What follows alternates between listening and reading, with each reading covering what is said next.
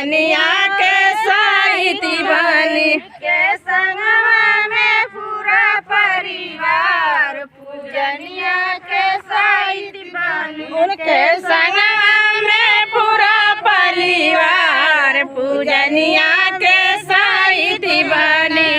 मैया न हो अम्बे मैया न दिया बलिदान पूजनिया के साहिती बनी मैया न हो